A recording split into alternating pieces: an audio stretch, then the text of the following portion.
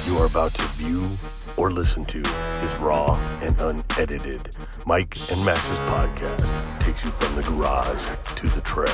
Presented by Keep It Simple Offroad. Viewer discretion is advised. What's up, internets? It's the Mike and Max Off-Road Podcast, coming to you from the garage to the trail. What's up, buddy? What's up? How you doing? Excellent. Yeah? Well, what have you done today? Dude. You been up to anything good, Jeff? I just took a sweet piss. All of a sudden, I didn't realize how bad I had to pee, Yeah. and I had to pee. That's good. So, where'd we leave off last week? Well, last week, that's a stretch, but Right? last time we kind of introduced me. Yeah. Talked about my Jeep, some of the experiences. So this time, we're going to talk all about Mike. This is going to be fun. Mike is in the house. Mike is in the house. I'm always in the house because I'm the other host. Mike has built, in my mind, one of the coolest Jeeps, even though he argues that point every now and then. Well, to me, it's one of the coolest Jeeps because it's way different. It's just not modern. It doesn't have modern features. Yeah. But it's capable. I'm an old soul. It's never been left behind. Yeah. You've always been managed to get it home. You and I almost always drive our Jeeps everywhere we go, to the trail and back to the garage. Whatever, the slogan. There we go. Yeah, right. But, I mean, we've driven it to the Rubicon. I think we did almost a 900-mile round trip wheeling the Rubicon from Phoenix to there. Yeah. Highway, camping off the side of the road, actually by a nice camp spot up the mountain. But then we did a couple days there, tons of wheeling. You've been, 3 years in a row to Moab? 4, yeah. 4 years in a row to Moab now. And I took it on an 800-mile overland solo trip. So tell me again, what did it take to build that Jeep? It took a lot, I know. Yeah, it took a lot of work, a lot of time, a lot of work. But actually, when I was building it, I was in no real rush to build it. Yeah. It did take almost 2 years to the day. Started back in January or whatever. Yeah. But all I knew is I wanted a V8. Yeah. Right? You wanted the power. Yeah, I just wanted V8. The sound. The sound, which, yeah. Yeah, you don't even want power. You wanted the sound. I wanted the sound of a V8. Right. I don't know why, but that's what I wanted. So out here, when you live in a place with emissions, you got to find something that's pre-emission. Oh, that's right. So, and flat fenders are super easy. They're so square. So I went with that, but I'm 6 foot, 6'1", so I had to stretch it. The other day you were 6'2".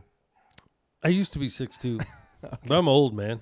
I'm an old dude. Shrinking a little. Yeah, my vertebrae are compressing. So yeah, I'm 6'1", whatever. I just downgraded. I think I'm the same. I'm like 6 foot, 6'1". I don't know exactly. Yeah, so that's nobody cares. Yeah. Nobody cares how tall I am. The point of it is I stretched it. So I stretched it 8 inches in the hood, 10 inches in the door, and 4 inches in the back wheel well. And the doorway is amazing. I've ridden in your Jeep a ton. It's very spacious actually to get in, but then the rest is tight. You do carry a lot of stuff. I carry a ton of shit. And plus my gas tank's inside. Yep. That doesn't help. And my toolboxes are inside. Well, I guess that's where they would be. But yeah, I took the that Dino, the sound matting stuff or No. I just drove that big ass Suburban back to Wyoming, and that has less leg room than my Jeep does. Yeah. My Jeep has got huge amounts of leg room. That's crazy. Yeah.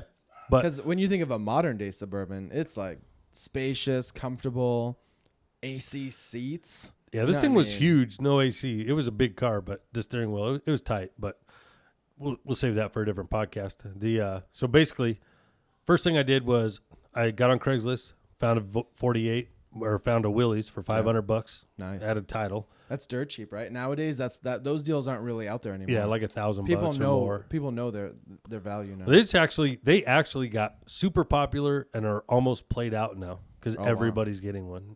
Because they're badass. But what's really not played and what everybody's currently doing is they call them locker stocker, and that is making it look stock, and it has a lot of hidden stuff in it. So it's super capable. Yeah, they got bead locks on them, like internal bead locks. They all look bone stock. Like there's a guy out there, Bam Bam.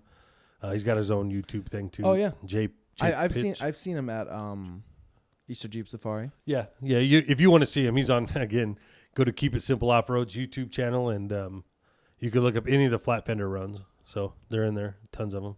But he's the one mashing it on the pickle. Yeah, just mashing it into a boulder because the front bumper sticks out way past the tires, of course. Yeah, dude, this guy beat the living shit out Like of you got to those. mash the metal till it slopes a little, and then you got to mash it again so you slip and hit the tire. Yeah, sometimes we just build a lot of highways out there, man. Build a lot of rock stacks. It's cool to see though. Yeah, so it's the flat fender run. I mean, it's a different breed that builds flat fenders. Yeah. You know what I mean? Like you said, there's zero creature comforts. At one point, my floor melted my shoes. Wow. And it melted. So I carry an oil pan to catch dip fluid or whatever I got to change. And I put a set of jumper cables inside that and slide that under the seat. All that shit melted together at one point. And that's all junk, right? You had to toss that. Yeah, tossed everything. Wow. Yeah. But at any rate, yeah, you're right. So I started with a body, chucked everything else actually. And the axles were some military axles. I gave them off to a military guy that restores military stuff. Yeah. But chopped the frame up, got online, got on Pirate, and just started watching, looking at other people's builds and building it as I went and learned as I went. I literally started out with the Harbor Freight bender, which was a huge, huge pile of garbage. So you wouldn't recommend it? Hell no, right? I saw a video where some guy filled it with sand and water so it wouldn't. Oh, so the dimple or whatever, it wouldn't buckle under a certain degree of bend. Dude, I couldn't build a hoop with one of those pieces of crap.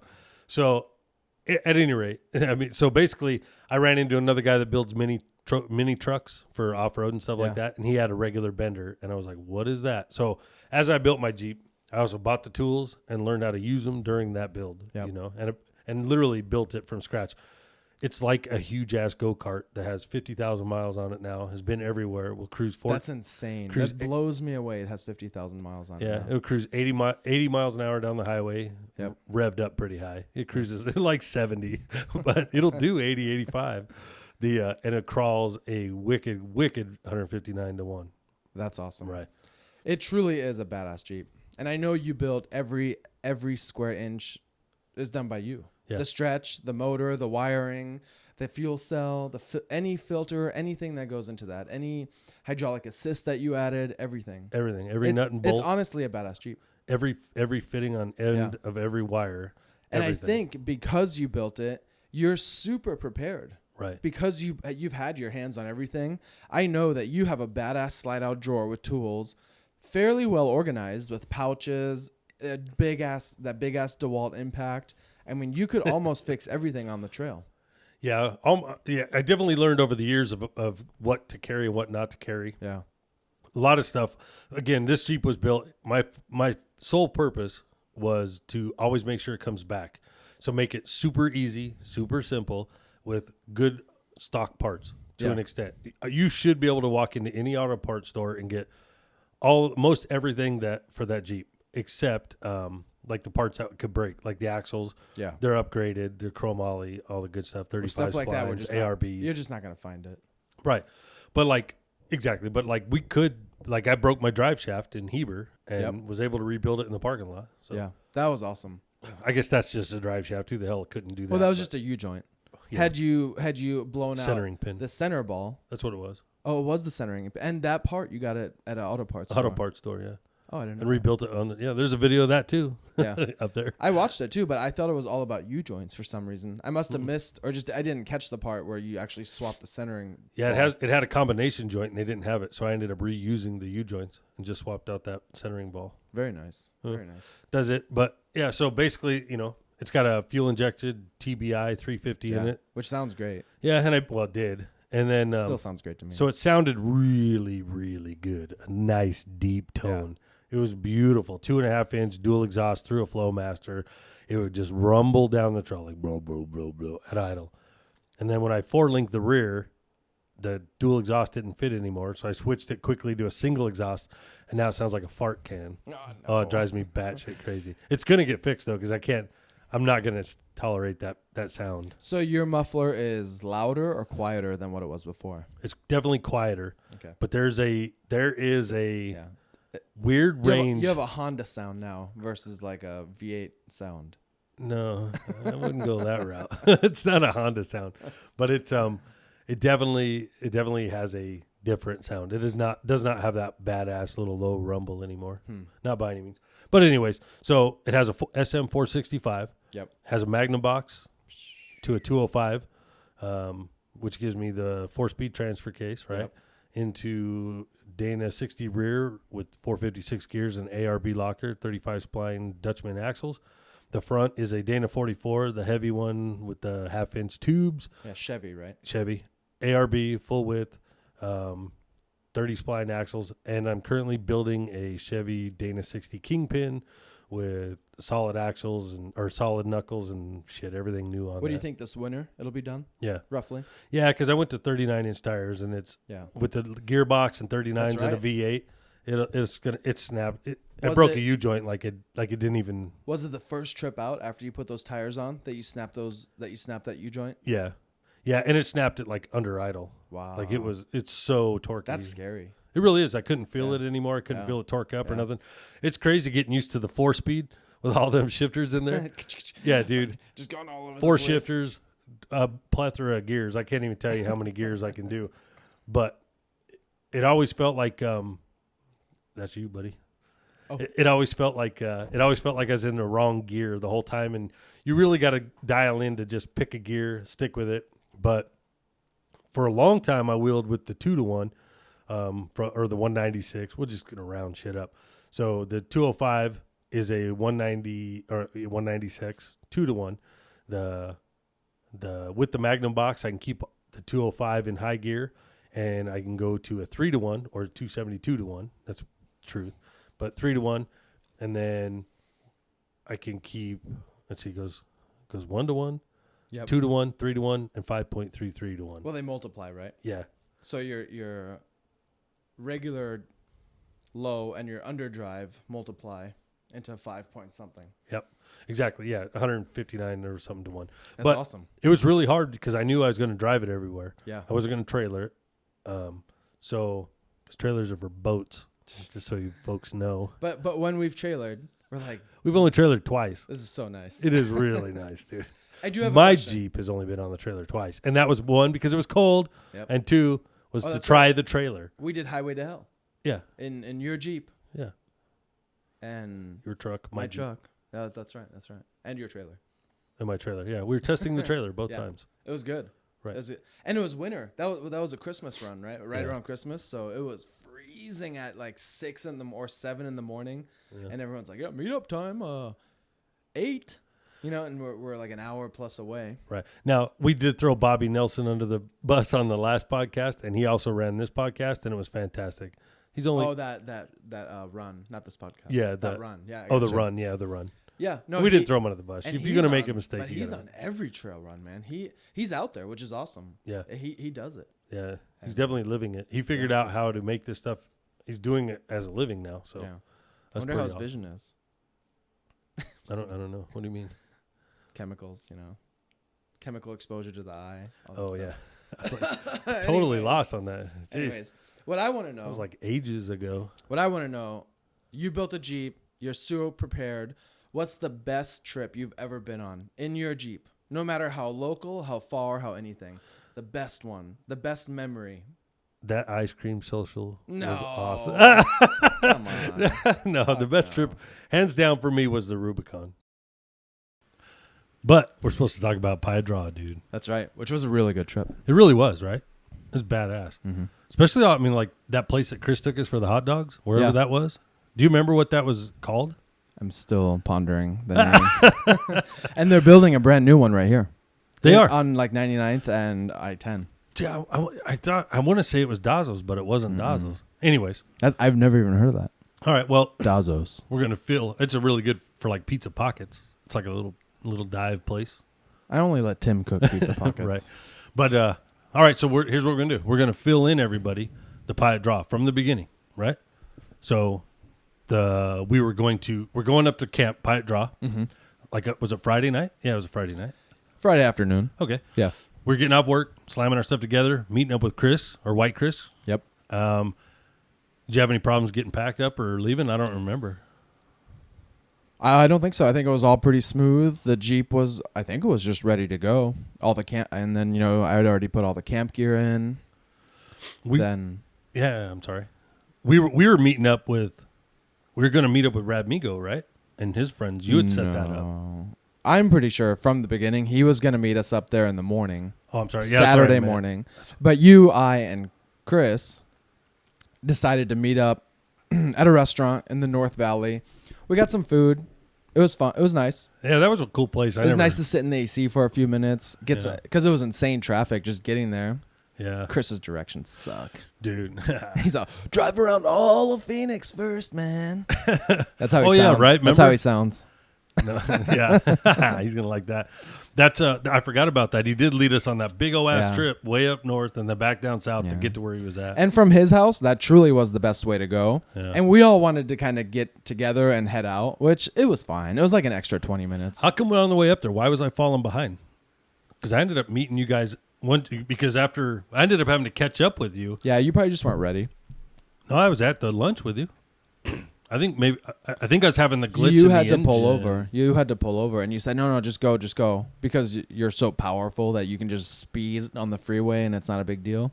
And us, we're like putting along barely. Yeah, but I couldn't catch you. I was hauling ass too, man. I was hauling ass. I think I had to pee, to be honest. Probably a pee. But either way, I want to know. I want to know. While we were up at camp, though, you had mentioned how you bombed down that hill, dude. Yeah. Well, it's the highway from Phoenix to Payson, and a huge chunk of it is uphill, and generally all of our big Jeeps with V6s, they tend to run hot, and everyone's worried. So you're trying to take your time to get up there.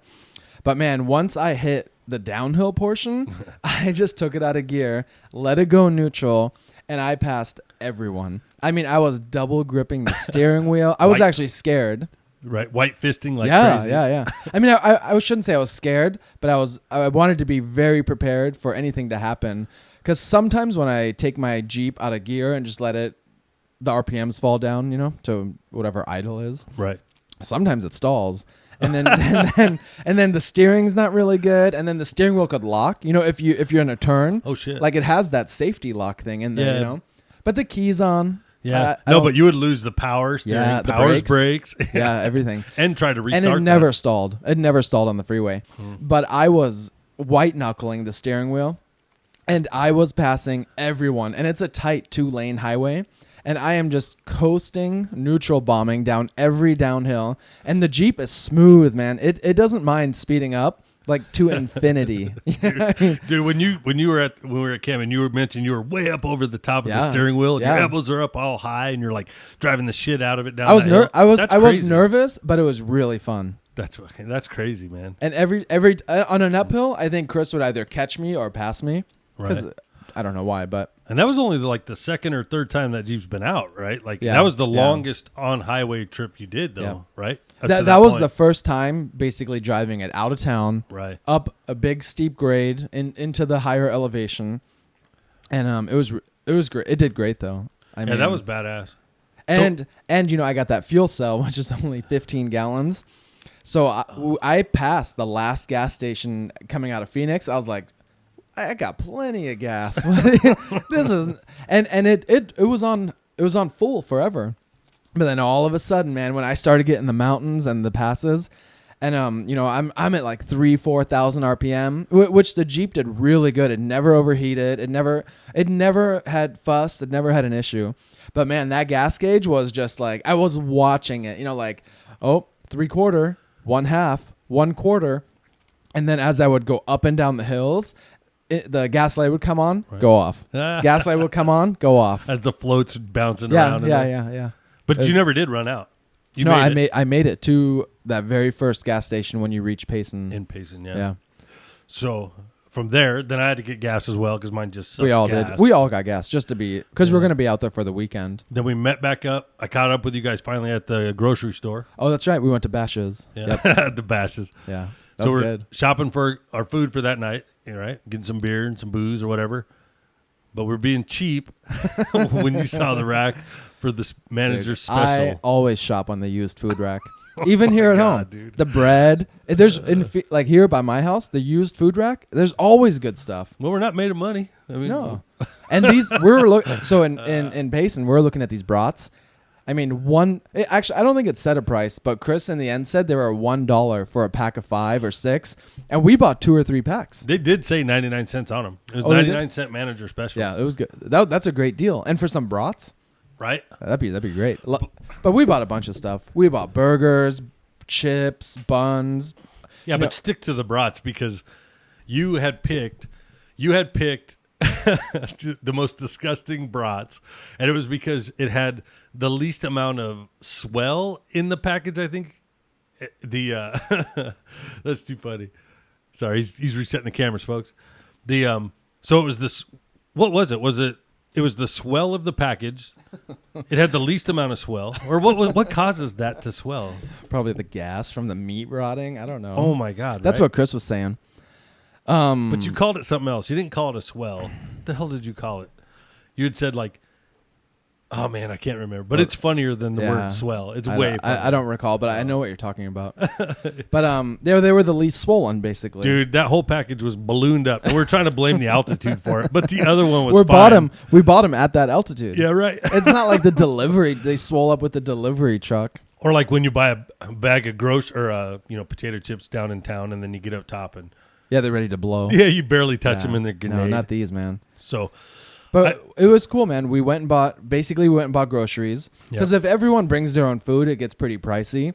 But me and you do this a lot. We'll go and basically split the food for like camping and that weekend. That way we got snacks, we got whatever we want. We got some gum. You know what I mean? Yeah, dude. And then it's funny because we took off down here. It was super crazy ass hot. And I didn't bring a coat.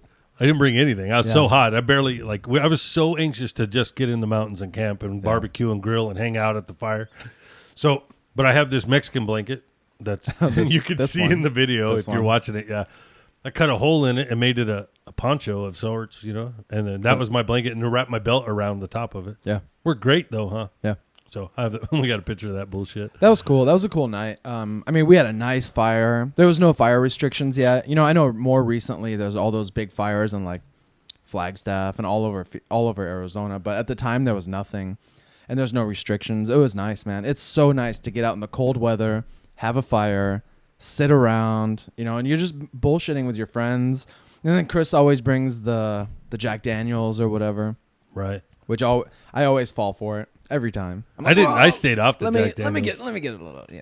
I'm not gonna drink the sissy beer. I'll get a couple. Yeah. How do you like the tent or the hammock setup though? You're in that pretty. That's your couple. Yeah, that was my second time I think sleeping in the hammock, and I really like it. The only mistake I've made both times is I can't get it perfectly level, because sometimes you'll tie one end closer than the other because you try to get the hammock in a specific location. So when I tied to the Jeep, I think it was closer than when I tied it to the tree. And you tend to, like, your head is usually a little high. As I always said, even though I tried the second time to avoid that. Yeah. And then you basically, overnight, you slowly slip down like an inch at a time. But it's not the end of the world. I just need to get it more level. But is it cold with the wind coming underneath the bottom of you? Nope. There's no... Well, you're right. The wind does blow, but I didn't notice. I had all kinds of stuff in there. Yeah. I had like a Mexican blanket. I had like 2 or 3 layers under me, and I was in a sleeping bag. I did get chilly at night, but I was never really uncomfortable. I bought a hammock just because of that. I'm gonna try it. Yeah. We're supposed to go in like a couple weeks, so I'm gonna try break it. I'm gonna bring the other tent just in case, but I'm gonna. You could even set them both up, and that way, in the middle of the night, if you're like, oh, I gotta bail, you don't need to set up your tent at 3 a.m. Right, that would suck. Yeah, no, they're both going up. Yeah, for sure. Yeah. So we just grilling up. What I have, I think I had steaks or burgers or something. Yeah, we had some really good burgers. Yeah. It was just like a nice, like moderately priced burger. Instead of getting the 99-cent manager special burgers. Right. So. So on the brats, you cooked the shit out of those brats, and they stunk. Did we cook them? Dude, we like charcoaled them, trying to get them to smell okay. But the smell, if you smell, or bologna, or it was microwaved bologna is what it smelled like, and the ooze.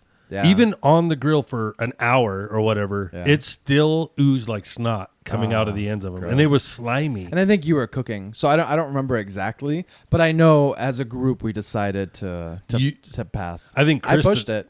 Yeah, Chris and I talked you out of it. Yeah, I was. But the biggest risk was having like food poisoning in the middle of the night. And then once one of us said that, I was like, hey, I'm out. Like, we can toss them. Let's make the burgers. It's not, even if you don't get sick, why risk it? Right. Like, I'm not at home. You know, nobody wants food poisoning. Dude, my mom always said, when in doubt, throw it out. Yeah. And for 99 cents. She sounds wasteful.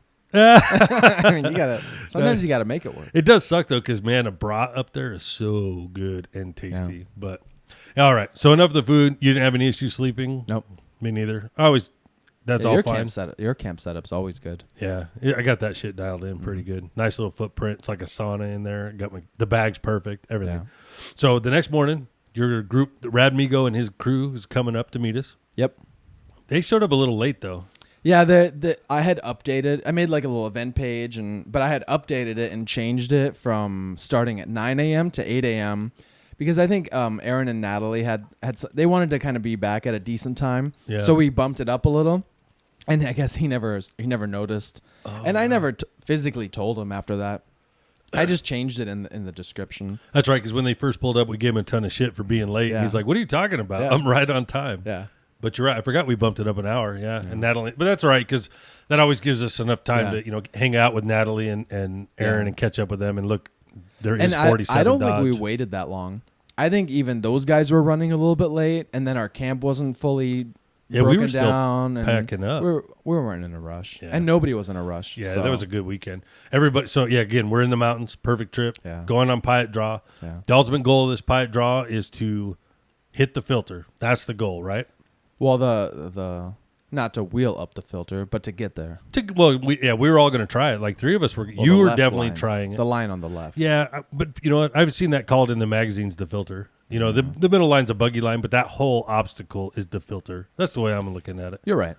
So we knew you were going to try it. We knew Aaron would go up. I was going to try it. Radmigo was going to try it. So I'm sure all his crew was going to try it. So can you describe this? Let's describe the trail. Yeah.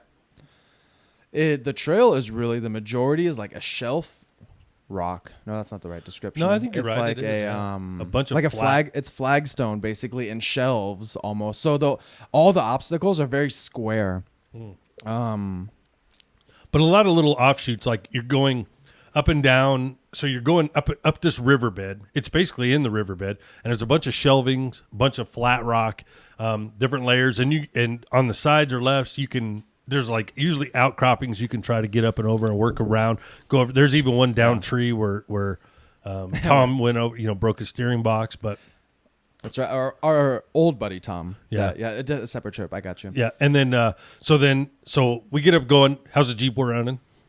It was running really good, actually. I think everybody was, right? Yeah. Yeah. Yeah. You know what? I apologize. I cut right in there, but the second I asked that, we forgot to mention, like, the guys that came up with Radmigo, they had 2 Liberties with them. Or was that another crew? Radmigo, Dave, he came up with a buddy, and then...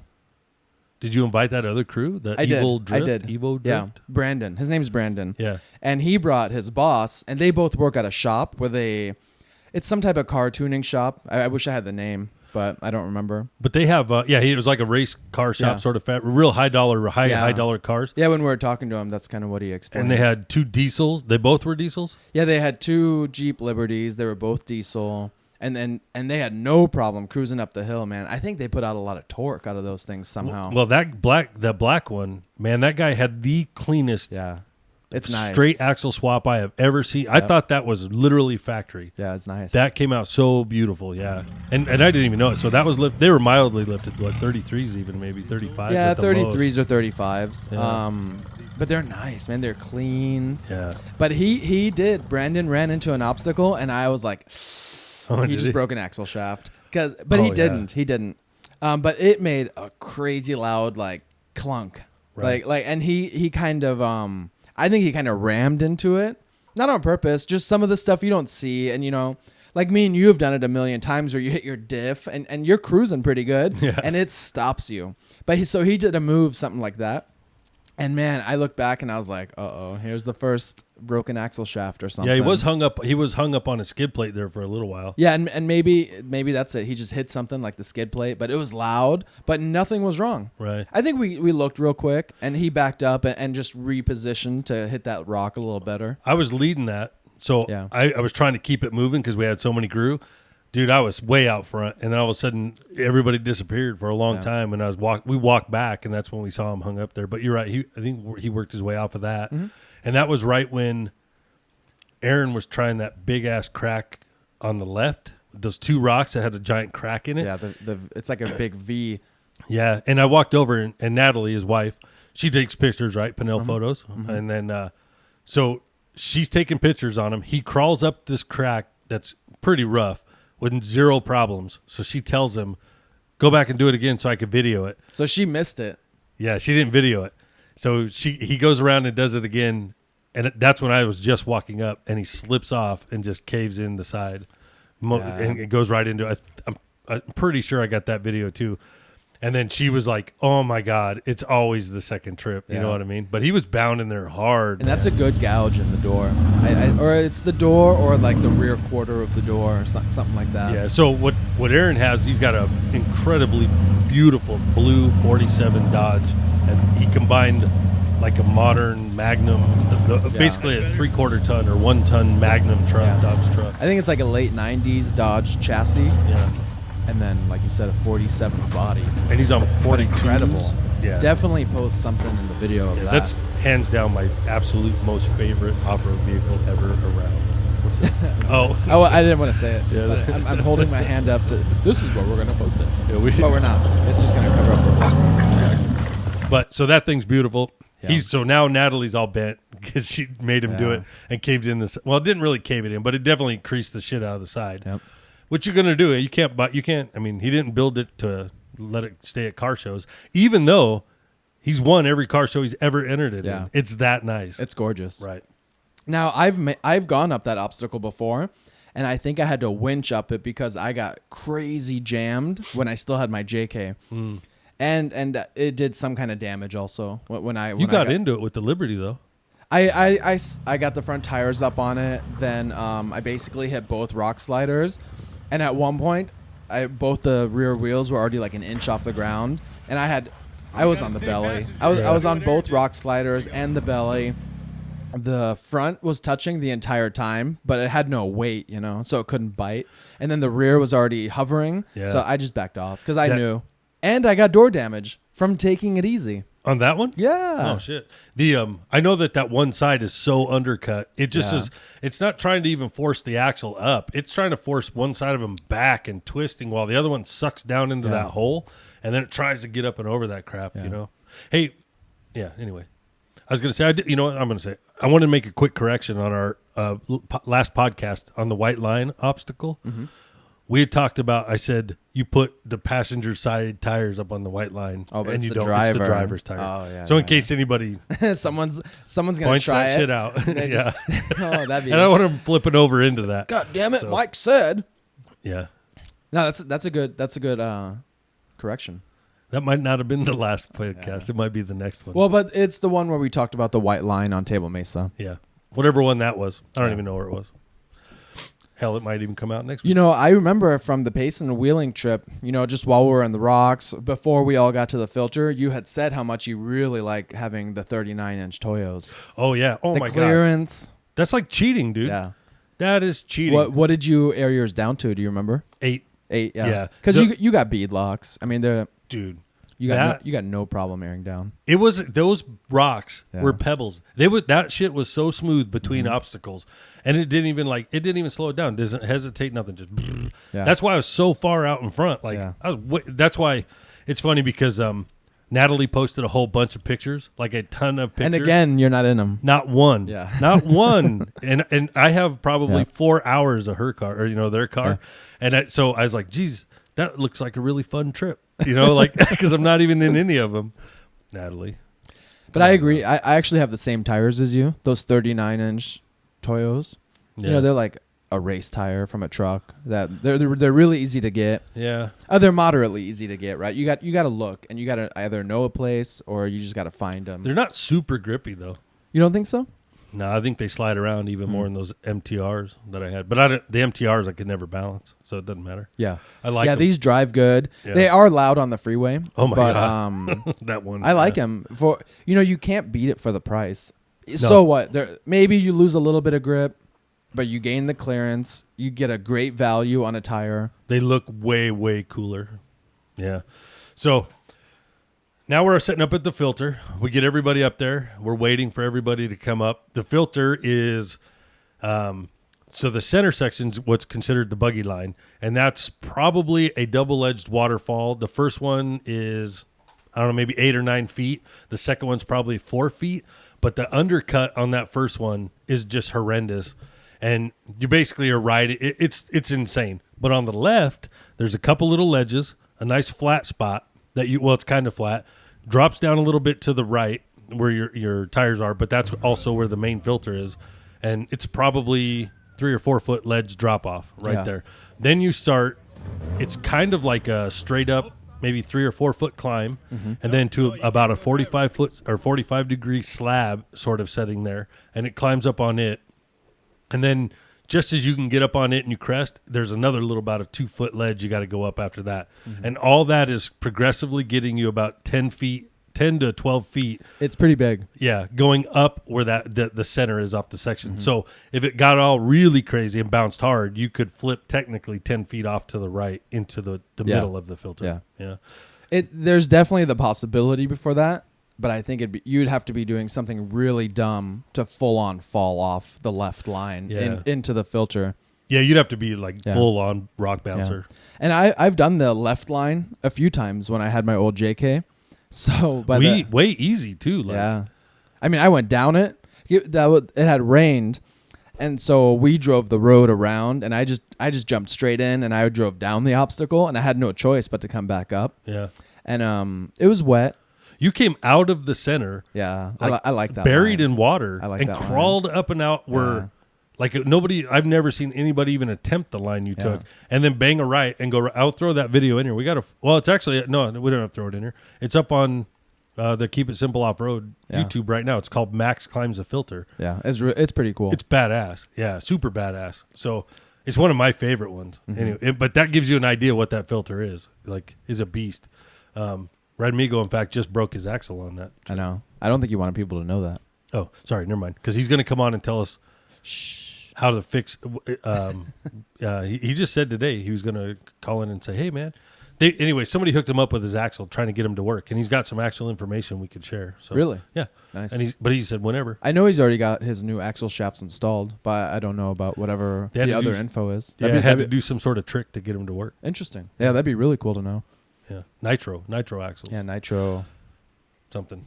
Gear and axle. Shit, I don't know. Okay, so we're all sitting there now. We're all kind of lollygagging, hanging out, eating lunch at the bottom of the filter. Really, it's a big flat opening where a lot of people come park. You can hang out, you can have lunch, you can watch people wheel up and down the filter usually. And there's usually a big because there's actually a dirt road that will lead back there. And you get a lot of crowds just hanging out there waiting for somebody to come and try that obstacle. So we're sitting there. I think a lot of us were contemplating attempting it, and then all of a sudden you just take off. Well, yeah. Why else did we go there? And everyone pulled up and parked, including me. Yeah. We all got out, but I think everyone was very hesitant. And in my mind, I was like, I've done it before. Cake. Yeah. No big deal. I don't even think I said anything. I just walked back to my Jeep. You didn't say nothing. I don't gotta right? ask. Hey guys, is it okay if I run the trail? Yeah. But so I just went back, got my Jeep, and the first part to get up on that ledge, it's not bad. You just drive right up. Well, I mean, with lockers and big tires and a lot of clearance, it's not bad, right? Yeah. We've seen people struggle to even get up there. I had to bounce it to get up on it. Well, okay. So wheelbase helps a lot, I guess. Having a long wheelbase helps a lot on that. Yeah, it's probably 2 foot ledges, 2, 3, maybe 2, 3 foot ledges. Yeah, bounce. Yeah, for me it was cake. Yeah, you did walk right up it. Yeah. So then you get up, you're lined up onto the obstacle. Yep. I think you lined up 2 or 3 times, Because you were getting pretty damn close to that edge every time you backed up. Yeah, I think the first time I lined up to it, I was a little bit too far to the passenger side. Yeah. And then I think Aaron was standing right there, and he's like, no, kind of back up. But I'm just not used to the 5-speed manual that much yet. Yeah. And I got no e-brake, which is sitting right here on the table. I'm going to get that installed. It's not in the picture, but it's on the table. It's over there. Use your imagination. Yeah. And you know what? In podcast land, yeah. Oh, yeah. they really got to use their imagination. But I pulled up to it a couple times, and then like I had a hard time like between hitting the brake, the clutch, the gas. I mean, I think I neutral bombed down at once, and I was like, everyone's like, "Whoa!" Yeah, because you were really close on that. I know, edge, but I need more seat time and more getting used to the 5-speed. You know, I love the fact that you thought it was just going to dangle in the air over there. Oh yeah, dude. I don't know. You know, that's probably being pretty cocky. So I should have been more careful, maybe. Yeah. I don't know. That But was I true. I rolled in and I was ready, dude. I was gonna like Ultra 4, just hammer it like, you know. But none of that happened. Mm-mm. And by I think maybe the second or third try, like I hit it pretty hard, you know, because you need to roll into it with momentum.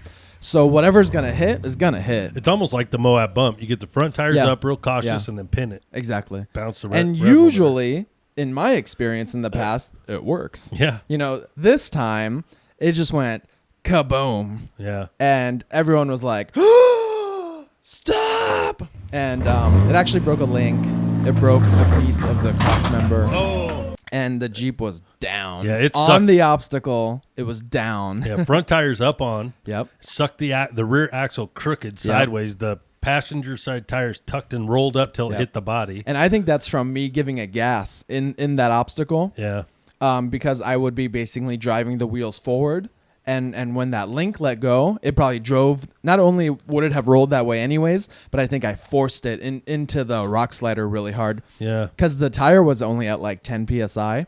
I mean, that tire was folded over into the rock slider. It was pretty crazy. Yeah. I was a little concerned. It was popped at the time, but it wasn't. It was actually fine.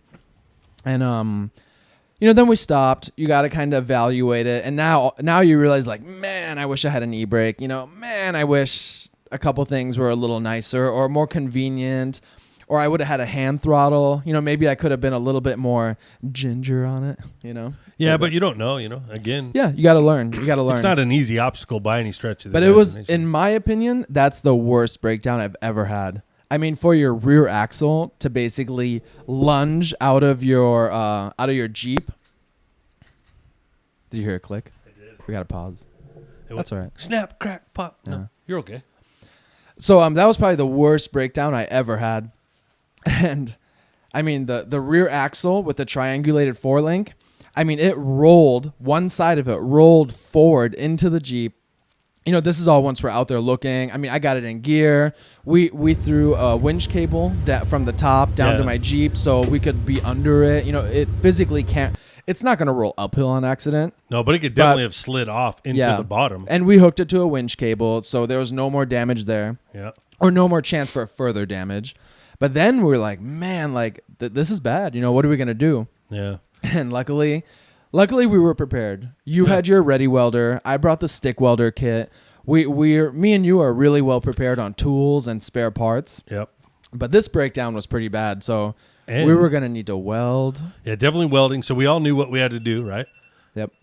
That's your timer. So, yeah, again, I've carried a ready welder for 5 years now, and you have a stick welder that runs off in the back, or that you always kept in the back. But here's a quick note for you folks. You should check all your gear at the beginning of every wheeling season. We break out my welder, the ready welder. Everything should be fine. We get off the links, start to clean up the mess, the parts, you know, where we're going to re-weld back to it. Mm-hmm. We actually had a couple of those guys that have that race shop. He's a really fantastic welder. He does a lot of TIG mostly. Do you remember what it was called or what that guy's name was? No, I don't. He even told me, he's like, dude, I love your build. I follow it on Instagram. And I think he's like, I'm a little disappointed in the quality. I don't think he said that. Oh. But he's the one that gave me some really good tips on the welds, which I implemented, you know, later on. Gotcha. But, sorry, go ahead. Yeah, so he's like, I can weld, we can weld. I'm like, sweet, we got a ready welder and we got a stick welder. And he's like, go for the ready welder because it's a better welder. It should be. Should be, right. Better. So lesson learned, if you don't check your gear and it drives around in the back of your Jeep for 5 years on dirt roads, we opened it up and the whole damn thing was rattled apart, completely apart. Like it was useless. So me and another guy, we start putting it back together and we try it, and the trigger was just sticking. You could get maybe a half a second of it to weld. Yeah. And then that was it. The contact wasn't right? Something along those lines. So I'm like, dude, I can fix this. Don't sweat it. So you guys continued to clean up. I went into the back and started tearing it apart and trying to get it put back together and see how it was working. And then I ended up ripping one of the wires off the trigger, which was silly. But oddly enough, a dude standing there is like, I got a soldering iron. I was like, there's no way you have a soldering iron. That's awesome. Yeah, dude, I thought, oh, man, this is perfect. It was literally perfect. We have everything set up. We can sand the metal. We can cut the metal. We can do whatever the hell we got to do. And this kid's got a soldering iron. Well, guess what? His soldering iron didn't work. We tried and tried and tried. But actually, that dude pretty much knew. He's really good at what he did. He's he's a circuit board maker or whatever. So he was able to just take like a lighter, melt some solder, and somehow get that thing back to work. Then there's this piece of rubber that's on that ready welder. There's a little piece of rubber part, and I had pulled it off to get to this piece, and I pulled it out and threw it aside, and he's like, what's that? And I go, I don't know what it is. He goes, it's probably to keep it from shorting. And as he said it, it smoked it. Something shorted, a spark came up, a little poof of cloud of smoke, and we just wrapped it up, threw it back in the bag. But at this point, we had messed with it for hours, dude. Yeah, I think it was 2 or 3 hours. Yeah. But that's between you guys working on the welder. I was working with the other guy, pulling the link out, pulling the axle back. Right. I'm just trying to get the Jeep ready for the link to go back in. Plus, we had to weld that lower cross member back in. Right. Because not only was the weld already broken on that, but from us trying to pull it back and wiggling it, and anything that's welded doesn't move very easily. Yeah, well, you smashed it into the rock really hard. Yeah, and the rear frame side link for my rear axle, it's just right there for that obstacle where the Jeep's going uphill, and when it rams into the rock, I mean, I think that cross member got hit 2 or 3 times really hard. And when a 5,000-pound Jeep hits the earth, right? How much does the earth weigh? I don't know. It doesn't matter, man. It ain't moving. So I think if you are reckless enough, even with good welds, and there not being a skid plate right there, I think you could break that. Well, they break all the time on regular Jeeps. Yeah. I mean, the track brackets or the bars are always breaking off. In my case, there's a few other errors that didn't help that situation. But you didn't know that till later when you got it home and could see it, you know. A couple little spots where maybe it was a little porous or didn't penetrate a little bit, and those are the comments that guy with the shop made. He's like, "Hey, the gas was a little low, cold, porous, like because we obviously took that whole piece off it broke off all the way from trying to ratchet strap it back, and we cleaned it all up the best we could with a file." And then he ended up with a stick welder, which we put together with. We tried it a couple times in different ways. Yeah, we were trying everything. It was like a little bit of stick welding with a couple of batteries. Then we went back to the ready welder. It didn't work. We go back to the stick. Didn't work. Go back. And then finally someone mentioned up to throw a third battery in. Yep. Right? And that killed it. That was awesome. The sound alone was... I think everyone was like, oh, that sounds really good. That's the ticket. But it was hot. Because I remember the guy was like, dude, this is so hot, the weld. That he was basically like stitch welding it, just touching it and getting a tack, and seeing that I was like, oh man, I hope this holds, because our original plan was to go up to winch it up the obstacle. Yeah. But in the end, I said no. It's my Jeep. I want to back off, and I think going up is way more force than backing down. Right. And I'll never know if going up would have been cool or worked, but like I said, it's my Jeep. I made the final choice, as I should have. You still have to do, it's all your call for everything. You have to do it. Yeah. Like, no matter if everyone says go up, you know what? Maybe it would have broke going downhill too, but it didn't, luckily. No, yeah. But in my mind, or in my heart, I was like, hey, I feel like going up is a mistake, because it is going to be a strenuous pull for someone. Yep. If anything fails, it's bad news for me. And backing down, granted, I was very close to the edge, but it worked. It worked out. Yeah, that was really... I don't want to say it was smooth, but it worked out really well. Yeah. And I was able to back down. But we did have to, like, I pulled my Jeep up behind you before you could get off there. Yep. I tried to winch your axle back. Yeah, and my damn winch wasn't holding the brake on the winch. Yeah. So but you fixed that and since, right? Yeah. It's been fixed now. It took 2 times. The brake drum inside wasn't adjusted correctly, right? Is that what the exactly? It turned out to be just not clocked right. Yeah, that's right. Yeah. After I went in, re-greased it and all that, and did the maintenance on it, trying to do preventative maintenance, and I didn't clock the brake, so it wouldn't hold on the drum. So. But there's no way to know that. No, but now you learned it. But what was silly is those guys, when I was on the Warren Trail in Moab, he told me that I didn't do that. That's what I did wrong, and it took like 6 months before I actually did it. Yeah, before you took it back apart. Yeah, which sucks. That's bad on me, Again, for being lazy and not liking maintenance. And basically, that really shows, like, hey, you got to be prepared, Like, my winch is still not back in the Jeep, and I don't really have a good excuse. Well, I can't bitch. It needs to get back in. I can't bitch at people for not being out there when they need to be out there if I don't do it myself, right?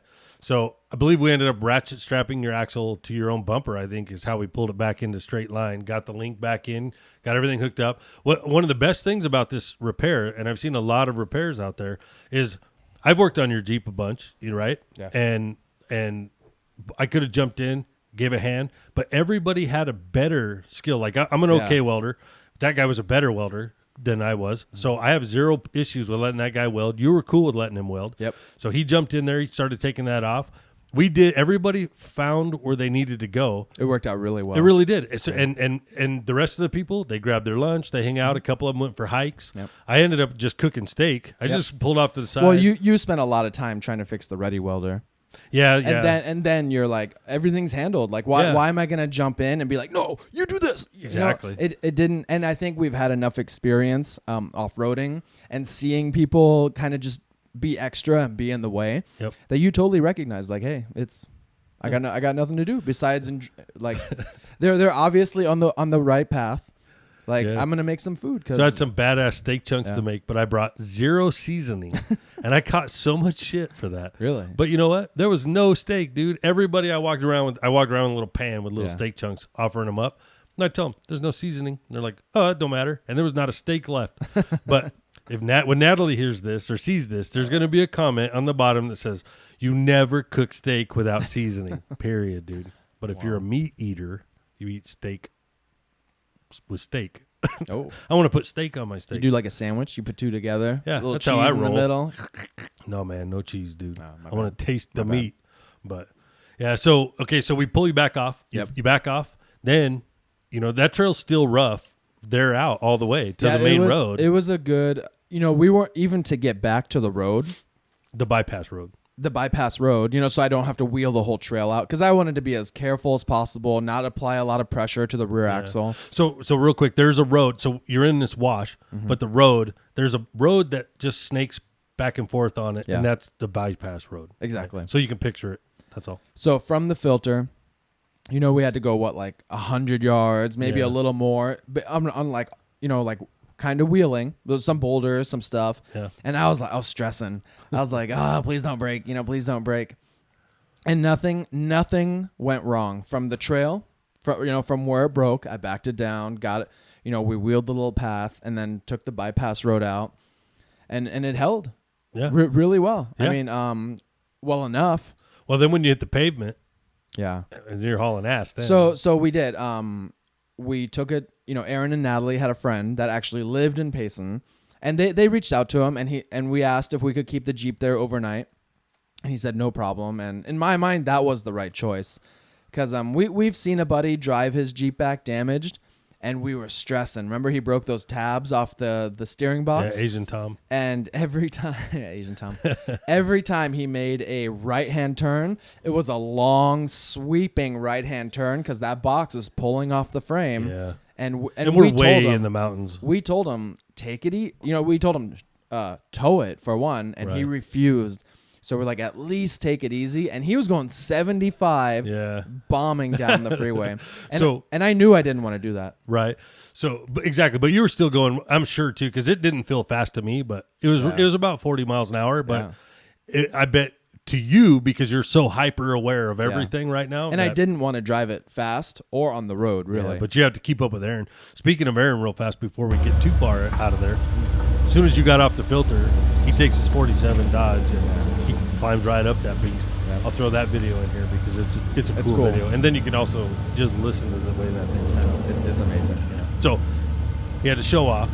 And then Radmigo Radmigo and I, we both sat there contemplating trying it, but we used it being too late in the day not to attempt it. That's what I did. I cheated out. I bailed out of it and it's all right. I bailed out of it and I didn't attempt it. Radmigo didn't attempt it, but we were going to try it. So we get back.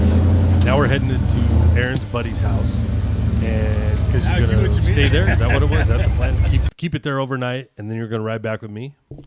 Yep, exactly. Aaron and Natalie actually offered to tow it, but they had to tow their vehicle home. You know, the Dodge, they towed it home first. Oh, right. And then they came back the next day and picked it up from their buddy's house, which I am so grateful, you know, because if I had to hire someone well, me and you were talking about towing it too. Yeah. But they offered it, you know, we made a little deal and they basically took it back to their house. And they have a really nice big backyard. And it actually sat there for another week. And then I went with Steve, right, our very first guest. Me and him went and picked it up together. Huh. I totally forgot about that. I went to Aaron's house and stayed in their back. Yeah. Huh. All right. So you got it back home. Now, trip-wise, fantastic. Still a fantastic trip. Even with a major breakdown like that, it was a great trip. Yeah. Like the night camping was great. Everyone was super cool throughout the day. The breakdown, everybody was cool. We were able to gather up enough tools to get it off the trail and safely to somebody's house. That's perfect. No fighting, no nothing. It was perfect. That was literally one of the best days ever. Yeah. I don't think anybody was even that irritated. Maybe a little, right? After you sit there for like 5 hours. I don't think anybody was irritated. Yeah. Because again, the way it was all pretty, you know, it's so nice up there. Everyone's having a good time. Nobody minds hanging out and watch. I mean, in the pines. We planned on sitting there watching people try it anyways. Exactly. You know what I mean? So like, people already knew. The only thing would have been, but even then, like I used it as an excuse not to try it. So you know what I mean? But I wasn't upset with it. A little disappointed my own self for using that as an excuse. And then, you know, Dave with Radmigo, he went up and tried it again later. So you know, I am curious. You know, you already had the 39-inch tires, and here in town on a very steep obstacle, you said that U-joint broke very easy. Yeah, but it was bound. Oh, it was bound. Yeah. Okay, that's a big difference. I was going to say, I wonder once you get up there if it might have not gone so well because you don't have that front 60 in yet. It'll spin the tires. Okay. But as long as it's not bound, it won't break. I got you. I forgot about that part. It might break. I don't know. But so we already talked about after you got it home, you cut all that crap out, all the trail repair out, cleaned it all up like crazy, welded her back up. What do you think was probably the most, what the hell's the word am I looking for? The most reason that the weld wasn't perfect, because you'd already welded a whole front axle up, no problems, all this other stuff, was because you switched welds right in the middle of it. The welder, not welders. Well, you switched welders. Exactly. So I was using your welder previously, and I think in the beginning of the Liberty build, I was even using your welder. Yeah. And then during that build, I found a really good deal on a Hobart 190. And you and I both said, like, let's jump on it. That's a good price. And it came with a cart, the bottle, a spool. It's way better. I had the old Hobart 175, and that's right. That one has way more amps. You know what I mean? Like it should have. But the key, it's not even that it shouldn't. It will weld better than my old one. Yes. If you're used to it, and if you know how to use it correctly. Right. So me, you know, I was very confident with your welder. Because even on my front truss, all that, the links that I built, none of those welds really ever broke. Right. And so I think I had a little bit of a false confidence and a little bit of like a rushed mindset. I actually thought about this since we've talked about it several times. And I actually think I know what happened. So on my old welder, you only have 4 choices. Yep. Right?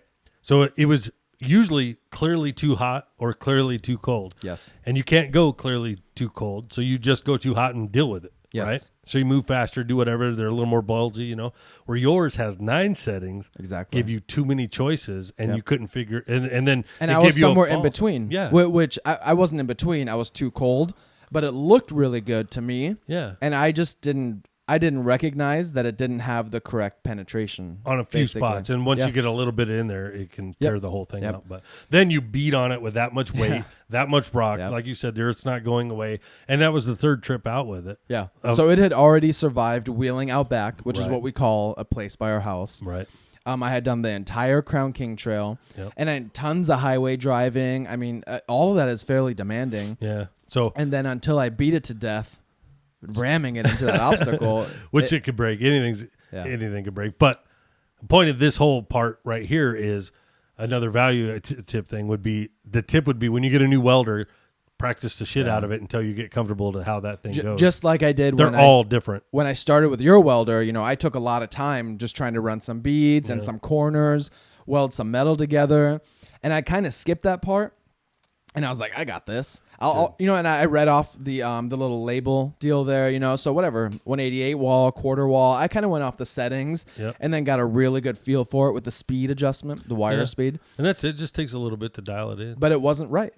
So don't always trust the chart 100%. Yeah. Because the weather conditions, there could be a little bit of a breeze. Well, there could be the metal could be crazy cold when you start, and it could be really hot when you're done. Or even hot when you start and you're blowing through it, you think too fast, so you turn it down a bit. There's a bunch of variables, but it all is different. But it definitely helped me a lot too. I definitely learned a lot more by seeing those welds break than I would have had. Maybe they're not broken. Because you're not taught. You're self-taught. Yeah, absolutely. In the so garage. You start to learn to see the puddle and see when it actually melds into the metal. And then you can know, okay, I got some penetration going. Or if it starts to undercut it, you're like, whoa, I got to either move faster or you don't want to, you're better off to move faster, I think, than turn the heat down. Now, the second time around, rebuilding the rear end on the frame side, I ripped all that stuff out. And the welds, not only they felt way better, visually they're way better. They're even a little bigger, which I like. Not bubble big, but like more spread out. Right. And I think they're great this time. And all those brackets are way more reinforced. Plus now there's a 1/4 inch steel plate across the bottom that acts as an entire skid plate for all those pieces that were individually there. It's way tougher than what it was. Yeah, that's cool. But I'm still going to be careful on just ramming the crap out of it on steep inclines where they hit the bottom, Yeah. There's no reason to just ram it first until I have the trust back in that Jeep, Yeah. That's awesome, man. So, hey, Drew. The dog made an appearance, bro. They're sneaky, man. Yeah. Anyway, that's funny. I love those guys. Well, aside from thanking all those guys, what else could you say? That trip was awesome. So I definitely want to say thank you to a ton of people. Aaron and Natalie helped me out tremendously getting the Jeep home. Steve also, he helped me get the Jeep home. And then just everyone we wheeled with, like Brandon, his boss, his girlfriend, Aaron, Natalie, you, Dave, Radmigo, his buddy, Chris, I believe. Is that the guy in the Toyota? In the Toyota. We didn't even talk about that Toyota. That Toyota was badass, dude. Oh, we're saving it for another episode. Yeah, we got to have that. Maybe that guy will come in with Radmigo. We got to go on another trip with those guys. That's what we really got to do. Yeah, they were really cool folks, man. They were cool.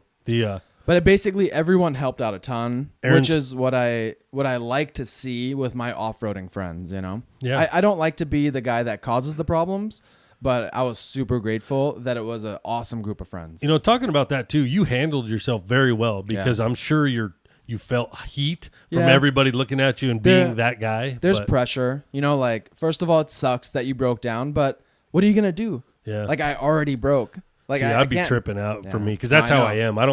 You trip out if you're not even the one broke down. Dude, I feel like I'm on stage, and I feel horrible. Yeah. Like I was like, oh my God. But that's just me. That's not the way, because nobody was thinking that. You know what I mean? So like, yeah, good deal, man. Mm-hmm. And then the guy that you kept your Jeep at, Aaron's buddy's house. Yeah. Thanks to that dude. I forget his name. Yeah. But they have an awesome like truggy.